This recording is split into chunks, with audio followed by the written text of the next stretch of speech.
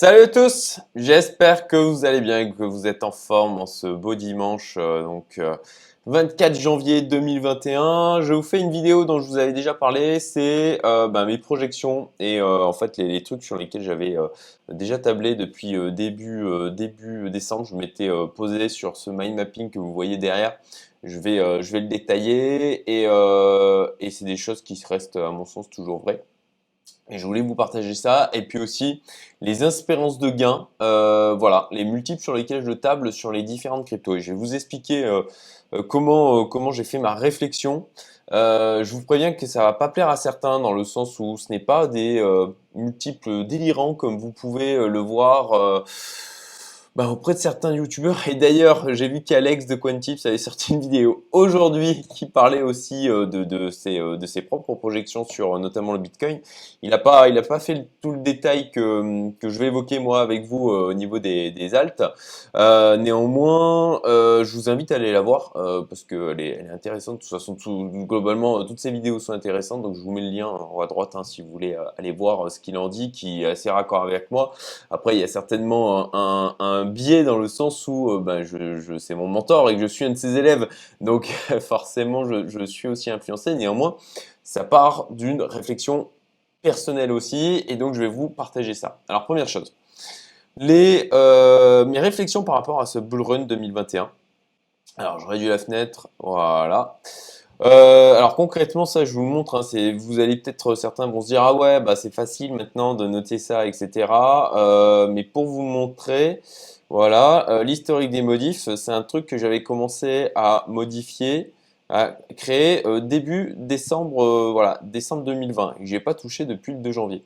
Donc pour ceux qui pourraient dire ouais, bah c'est facile, il arrive après la bataille, c'est pas le cas. Mais je vous le partage parce qu'en fait, je suis revenu dessus, je me suis dit, ok, d'accord, en fait, c'est toujours vrai, tout ce que j'avais noté, à mon sens. En tout cas, c'est encore une fois mes projections. Donc, le Bitcoin reste déjà sur le Bitcoin. Le Bitcoin, je pense qu'il va rester dominant jusqu'à fin 2020. En tout cas, c'est un des trucs sur lesquels je table. En tout cas, alors peut-être pas forcément le premier, mais au moins dans les deux premiers, à mon sens. Il y en a plein qui diront le Bitcoin s'est dépassé, mais on va y venir après justement. Question que je me posais, volatilité réduite avec l'entrée des institutionnels. Je zoome un peu, ce sera plus agréable, je pense. Manifestement, j'ai l'impression. Alors on va voir si là la correction qu'il y a eu cette semaine va s'accentuer. Mais j'ai l'impression qu'il y a moins de volatilité sur le Bitcoin. Avec effectivement depuis que les institutionnels sont rentrés. Là on l'a vu, moi j'ai un ordre d'achat qui est passé à 29 500 $ cette semaine. Il y a une belle mèche et puis pouf, tout de suite c'est remonté. Donc bon, encore à garder avec des pincettes, mais j'ai l'impression qu'on a voilà, moins de volatilité qu'en 2017-2018. C'est mon avis. ETH, les institutionnels se positionnent aussi, et ça c'est intéressant par rapport à la manière dont le Bitcoin s'est comporté avec les institutionnels qui sont arrivés. L'ETH, je crois que là c'est sur février, ça va arriver. C'est pour ça que d'ailleurs il fait là actuellement, c'est la majorité de mon portefeuille est en ETH. Voilà, il a bien poussé et je dois avouer que j'en ai repris. J'ai fait pas mal de rachats, à vrai dire, cette semaine. Enfin, les semaines qui ont passé, hein, d'ailleurs, je m'en suis pas caché. Et vous avez vu aussi le pourcentage qui évolue, puisque du coup, en fonction des rachats. Et là, bon, les ordres que j'avais passés, que je vous avais partagé aussi, il y en a certains qui sont passés. J'étais assez content que ce soit le cas. Voilà, petit scénario que j'avais posé. Voilà, les institutionnels se positionnent progressivement. On le voit d'ailleurs, Grayscale qui continue à acheter autour des 30K, donc ça c'est intéressant. Le Bitcoin qui pousse fort, les gens se mettent à en parler. Bon c'est concrètement ce qui s'est passé là depuis fin décembre. Je vous rappelle, hein, moi ce mind mapping, j'avais commencé à poser la globalité du truc, c'était début décembre, avant que ça se mette vraiment à pousser fort, avant que ça dépasse les 20K, quoi. Les gens parlent du FOMO. Comme d'hab, le Bitcoin est très haut, très cher. Donc, on commence à entendre des trucs. D'ailleurs, c'est Alex qui en parlait là dans sa vidéo d'aujourd'hui. Il disait bon, bah, le Bitcoin, c'est un truc pour les riches. Bon, bah, au final, ça va dans le sens de ce que j'avais noté. Hein. Bitcoin très haut, très cher. Donc, les gens, eh ben, ils se tournent vers les alts. Et c'est exactement ce qu'on vous êtes en train de voir là sur janvier. Voilà, je vous montre pas en mode ah vous avez vu que j'avais raison, etc. Non, non, non, c'est tout simplement parce que je pense que ça reste cohérent. Il m'arrive de me tromper, hein, et d'ailleurs je le partage aussi quand c'est le cas.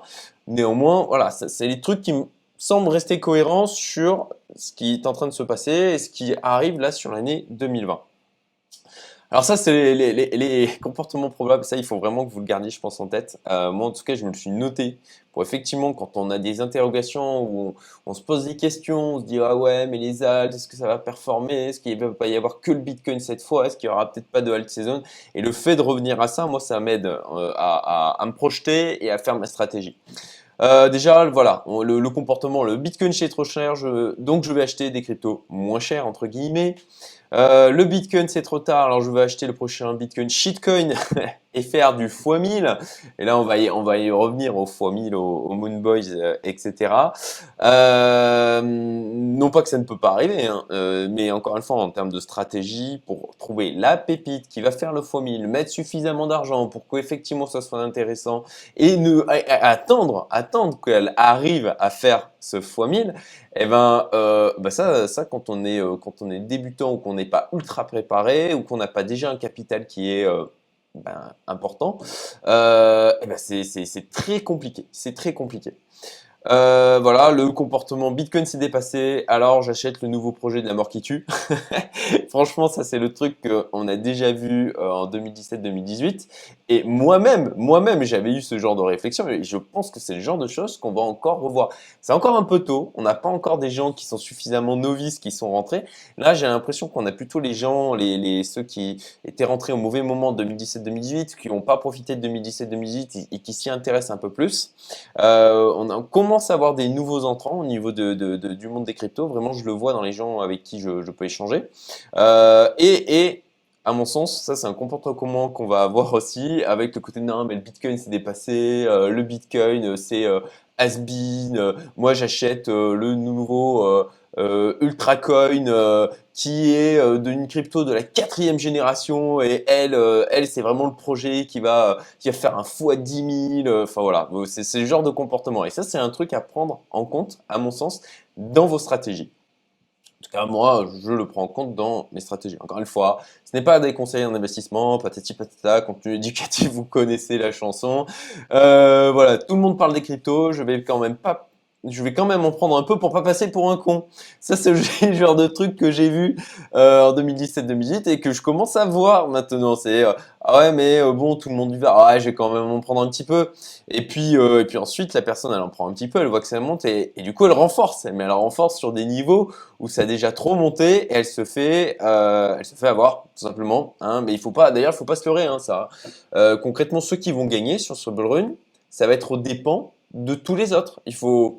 Faut être, voilà, il faut être à l'aise avec ça d'un point de vue personnel. Il faut pas se leurrer. Hein. C'est pas le monde des bisounours les cryptos. Hein. C'est pas tout le monde va devenir riche. Non, non, il va y en avoir une petite portion, toute petite portion des gens qui vont réellement profiter, qui vont arriver à rentrer au bon moment, à sortir au bon moment, à gérer le truc psychologiquement, à pas se dire ah bah non je reste, ça continue de monter. Et puis ensuite quand ça va baisser, de dire ah ouais non bon ça a baissé mais ah ouais mais j'avais ça de capital donc non mais moi je vais attendre que ça remonte et qui du coup vont louper le truc et qui à un moment donné auront potentiellement un capital en crypto qui était énorme et parce qu'ils n'ont pas vendu, parce qu'ils n'ont pas su prendre les profits, et ben ils auront loupé le truc, tout simplement. Et c'est ça un truc qu'on va voir encore. Et il faut pas se leurrer. Hein. Il y aura ouais, peut-être 5% de gens qui vont vraiment en profiter, qui vont vraiment faire des gains qui potentiellement vont changer leur vie, tout simplement. Donc voilà, et c'est pour ma part, c'est la raison pour laquelle je me suis formé depuis plus de 3 ans maintenant, que je prépare le truc, parce que voilà, c'est une compétition, ni plus ni moins. Vous jouez contre tous les autres. Donc c'est pas un truc, c'est pas un jeu à prendre à la légère. En tout cas, c'est mon point de vue. Encore une fois, hein, vous pouvez dire que c'est diffuscable, etc. C'est pas un truc à prendre à la légère.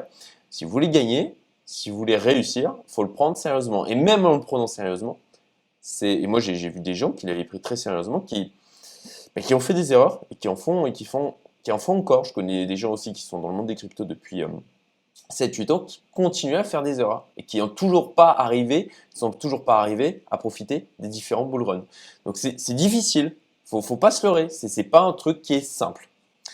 Euh, Ensuite, bon, bah, j'achète et je hold, bah, quel que soit le point d'entrée, et je vends à perdre dans quelques mois. Ça, c'est aussi un truc. Ah ouais, mais j'achète, même si, voilà, Bitcoin, le gars qui rentre à 180 000 dollars, il se dit, ouais, non, mais c'est bon, de toute façon, je hold, moi, je garde. Voilà, on va le revoir, ça, le hold, hold, hold. Et puis, il y aura des gens qui vont dire, ah ouais, moi, je hold. Sauf que dans leur tête, ils ont du mal à anticiper le fait qu'il y aura peut-être une baisse de 80% et que de voir leur capital de fondre de 80%, ils ne le supporteront pas parce qu'ils ne sont pas prêts psychologiquement et émotionnellement.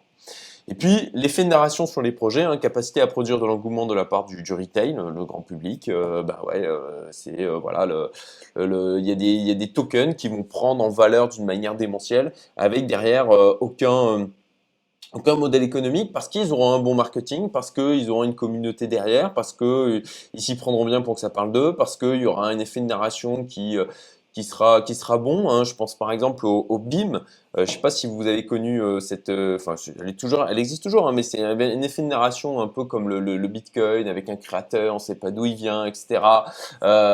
Et de la même manière, il a pumpé. Il a pumpé parce qu'il y avait ce côté, ah ouais, ben voilà, c'est le nouveau Bitcoin, il a un peu une même histoire, donc ça va faire pareil. Mais ça, c'est un biais, je me rappelle plus le terme exactement, mais de croire que parce qu'il y a un truc qui reprend le même chemin de quelque chose qui a déjà ultra performé, ça va avoir les mêmes performances. Ben non, parce que les conditions sont pas les mêmes. Le fait d'arriver après, le fait que quelqu'un l'ait déjà fait, eh ben, ça change les conditions du marché. C'est pas parce que ça s'est passé de cette manière une première fois que ça se passera la même manière la deuxième fois. Voilà.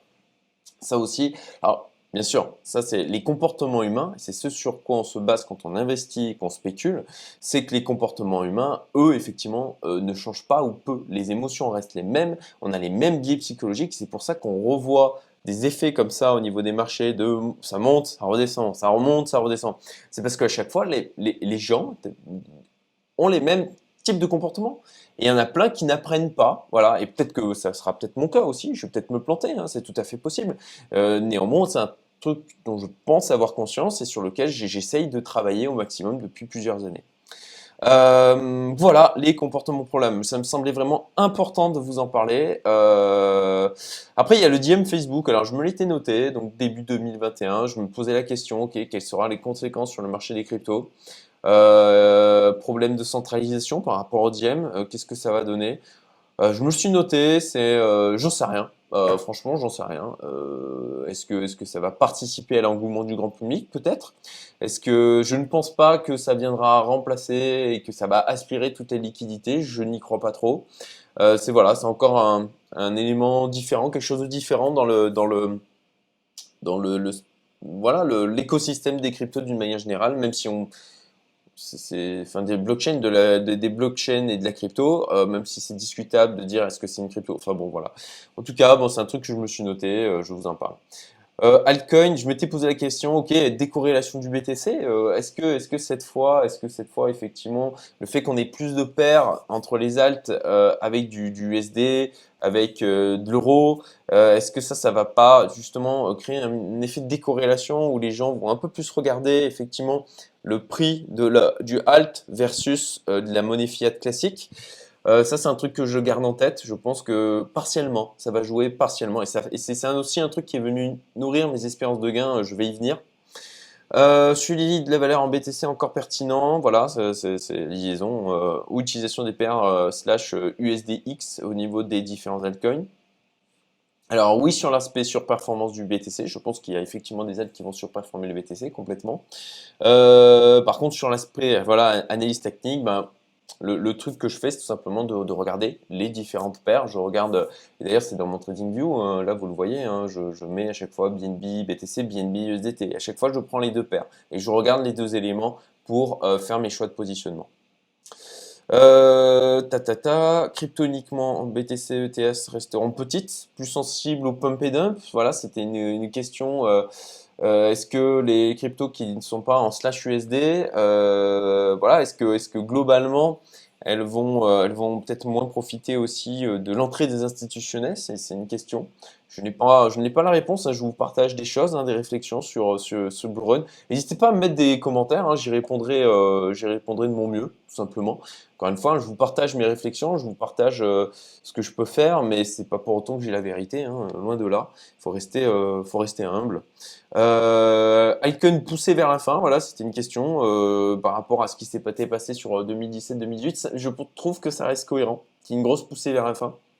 Là aussi, ça vient nourrir mes espérances de grain. Voilà, altcoin, bah, attirance des gens qui veulent faire de l'argent très rapidement, parce que typiquement, vous allez avoir des gens qui vont dire, ah ben voilà, le Bitcoin c'est trop cher, je vais acheter du XRP à 30 centimes, parce que c'est pas cher et que je peux en avoir plus. Et ça, c'est concrètement un truc que l'on a vu auparavant, et je suis sûr, pour ma part, je peux me tromper encore une fois, mais en tout cas, c'est un des trucs sur lesquels je parie, c'est qu'on aura ce même genre de comportement, que les gens ils auront du mal à se projeter en disant ah ben non je peux en acheter qu'une partie, ah non moi j'ai envie d'acheter un truc où je le possède complètement. Voilà, choper les phases de hausse délirantes, donc ça c'est dans ma stratégie, j'ai effectivement une petite partie en mode trading léger. La défi où je pense que là-dessus, la défi, on a vraiment une vraie utilisation hein, du coup des projets. C'est pas des projets un peu en mode coquille vide avec des espérances d'utilisation. C'est quand même, on a vraiment de l'utilisation mis en place sur la défi. Les NFT, bon bah pour les NFT, si vous savez pas ce que c'est recherché, mais en tout cas c'est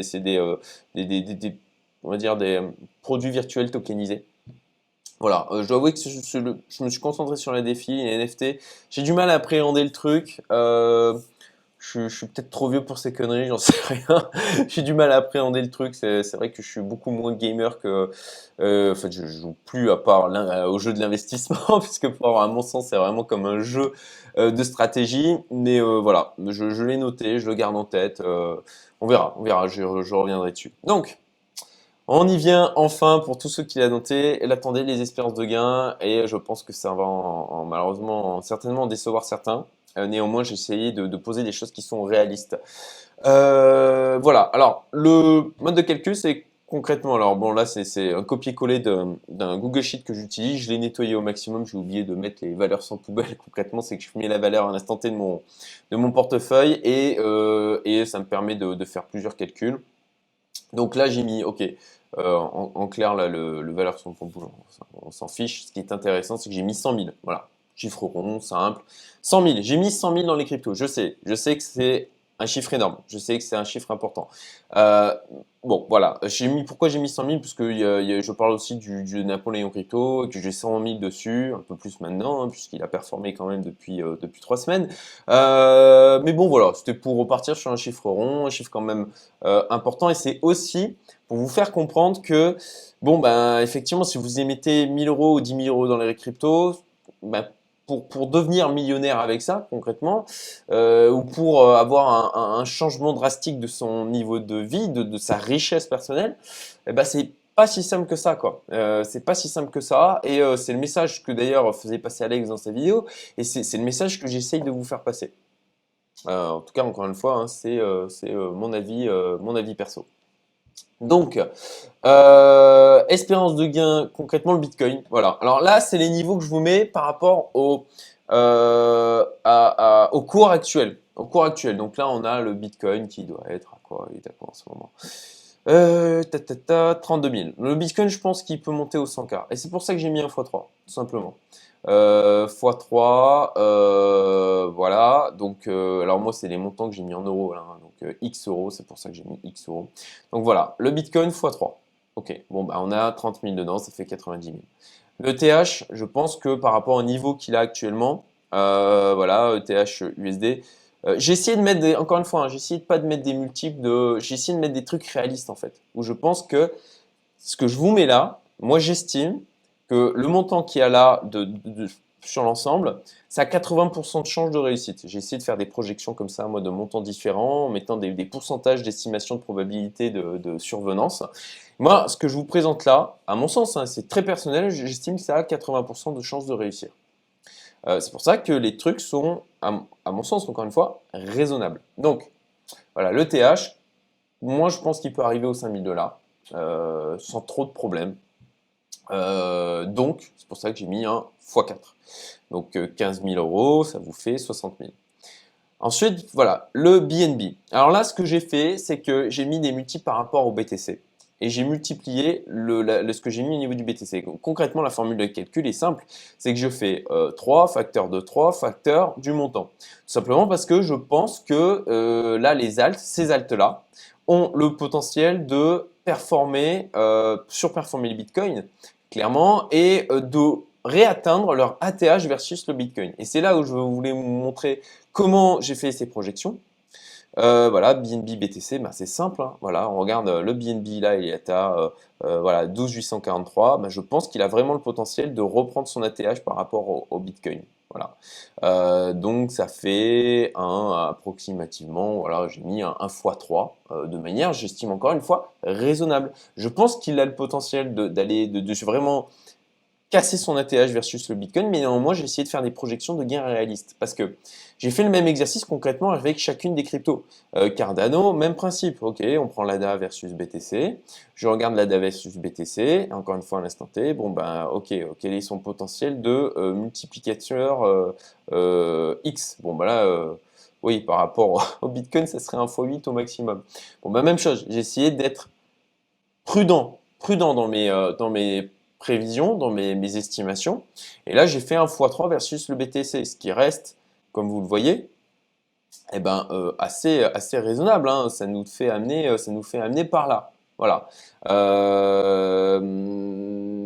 Et sur l'ensemble, en fait, en faisant cette approche-là, sur l'ensemble, il y en a certains qui vont effectivement correspondre à ça et même dépasser largement mes prévisions. Et il y en a d'autres, par contre, qui potentiellement, je vais me planter. Peut-être potentiellement, ça ne va pas fonctionner. Et donc, j'essaye de faire, encore une fois, hein, je vous dis, ça c'est un scénario, j'estime qu'il y a 80% de chances, c'est au dos mouillé, hein, mais enfin au dos mouillé tout en posant quand même des chiffres hein, qui me semblent réalistes, mais de survenance.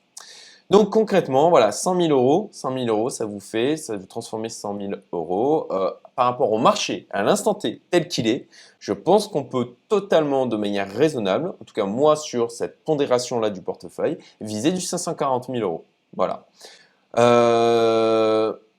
Napoléon Crypto, comme vous le savez, moi j'ai diversifié aussi mes investissements crypto avec le Napoléon Crypto et certains disent mais pourquoi tu fous dans le Napoléon Crypto si tu penses que là ça va performer plus? Parce que moi le Napoléon Crypto concrètement j'ai visé, voilà la formule de calcul, je me dis ok je vise, on va dire au pire, le même niveau de performance que le Bitcoin. Encore une fois je vise des trucs qui me semblent réalistes, vraiment minimum bas quoi. Et j'essaye d'avoir une vision d'ensemble, en me disant, OK, à minima, voilà ce que je peux atteindre moi en termes d'espérance de gain sur les cryptos. Et pas de rester dans des trucs qui sont un peu délirants avec des fois 100, fois 10 000. Enfin voilà. Vous me direz hein, ce que vous en pensez dans les commentaires. Je sais qu'il y en a certains que ça va le déranger. Ça va les déranger parce qu'ils vont se dire ah ouais, mais moi j'ai mis que 10 000 et qu'est-ce que je vais faire avec 54 000 euros c'est naze. Je comprends, mais encore, voilà, je vous partage le truc, vous en pensez, vous faites ce que vous voulez de votre côté. Moi, en tout cas, c'est le scénario qui me semble avec une probabilité élevée de réussite pour cette année. Alors voilà. Et comme toujours, hein, d'ailleurs, c'est encore aussi un truc que je fais de la redite. Du coup, je savais pas du tout qu'Alex allait sortir une vidéo dans le même sens en fait aujourd'hui. Mais ouais, plus vous avez de capital et moins vous êtes obligé de prendre de risques, moins vous êtes obligé d'aller sur des petits altcoins où il y a un potentiel effectivement il y en a, hein, il y a des altcoins qui vont faire des fois 1000, j'en suis sûr. En tout cas, je le pense. Hein. Néanmoins, bah, c'est beaucoup plus compliqué à trouver et comme vous avez une perte de capital de total potentiel, ben d'aller foutre la totalité de son portefeuille dessus, eh ben, il faut pouvoir le gérer psychologiquement parlant, quoi. Voilà, c'est toujours la même histoire.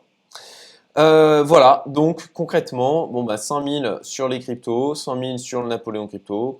Je pense que le Napoléon Crypto, il peut faire au moins x3 performer que le Bitcoin. Je me sens totalement réaliste. On arrive à 840 000 euros de capital, de portefeuille, donc de 100 à 840 000. Voilà, encore une fois. Ça me paraît avoir une probabilité élevée, ce qui est déjà énorme. Hein. Faut pas oublier, hein. Le monde des cryptos, c'est quand même un monde à part. Là, on vit un truc qui est potentiellement la change d'une vie. Et il ne faut pas oublier que, les multiples que l'on voit, enfin, déjà de passer de 200 000 à 840 000 en potentiellement un an. En tout cas, moi, c'est encore une fois, hein, là, je fais des prévisions sur l'année 2021, hein, fin 2021. C'est déjà énorme, c'est déjà monstrueux, quoi. Donc, dans le monde normal de tout le reste des investissements, c'est des trucs qui sont déjà titanesques. Donc, encore une fois, il faut garder la tête sur les épaules et proportion gardée par rapport au monde classique, on va dire. Voilà tout. J'espère que ça vous a plu. Si c'est le cas, ben, comme d'habitude, petit commentaire, petit like, petit partage de la vidéo. Merci beaucoup. La chaîne n'arrête pas d'augmenter dans le nombre d'abonnés. Je vais faire autre chose que des vidéos sur les cryptos, puisqu'à la base, cette chaîne, on parle aussi de développement personnel, d'entrepreneuriat. Donc, je vais reprendre un peu plus des vidéos comme ça. C'est juste que je me suis concentré sur les cryptos ces derniers temps, parce que déjà, je manquais de temps, vu que j'avais été malade, des problèmes à gérer au niveau pro, etc. Et aussi parce que ben, c'est un des trucs qui m'occupe le plus en ce moment. Voilà, donc écoutez, je vous souhaite une bonne fin de dimanche si je publie bien cette vidéo aujourd'hui même. Et puis sinon, une très bonne semaine. Je vous dis à très bientôt. Salut!